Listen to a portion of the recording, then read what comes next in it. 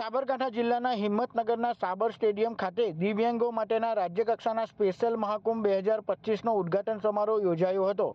આ સમારોહની શરૂઆતમાં કાશ્મીરમાં પહેલગામમાં શહીદ થયેલા નાગરિકોને મૌન પાડી શ્રદ્ધાંજલિ અર્પણ કરવામાં આવી હતી।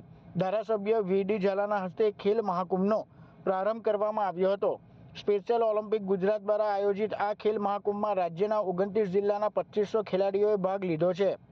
વિવિધ સ્પર્ધામાં volleyball, badminton, basketball, cycling, boxing, athletics, handball, cricket, football, softball, swimming, table tennis અને રોલર સ્કેટિંગ જેવી 13 રમતોનો સમાવેશ કરવામાં આવ્યો છે।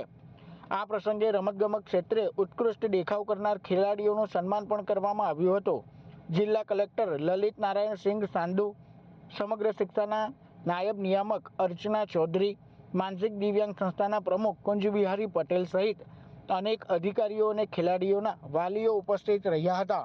શુભકામનાઓ પાઠવું છું અને ભારત સરકારમાં માનનીય મોદી સાહેબ પણ એક પાકિસ્તાનને કડક સંદેશો આપ્યો છે અને એનો પણ ભારતની જનતાએ બહુ સારો નોંધ લીધેલી છે અને ભવિષ્યમાં પણ આપણી ગુજરાતની સરકાર પણ એ ભલે પાકિસ્તાનીઓ હોય કે બાંગ્લાદેશીઓ હોય અને જે ગેરકાયદેસર રીતે અહીંયા ખોટી રીતે સરકારી મિલકત અથવા ખોટી રીતે અહીંયા કામ કરી રહ્યા હોય એ બધાને અહીંથી દૂર કરવાનું જે પણ ભગીરથ કાર્ય આજે કરી રહ્યા છે એની પણ આપણે ગુજરાતના સ્થાપના દિવસે માનનીય ઇન્દુલાલ યાજ્ઞિક અને વીર કિનારીવાલા જેવા અસંખ્ય જે સૈનિકો હોય એમને આપણે આ તબક્કે એમને પણ આપણે યાદ કરીએ છીએ।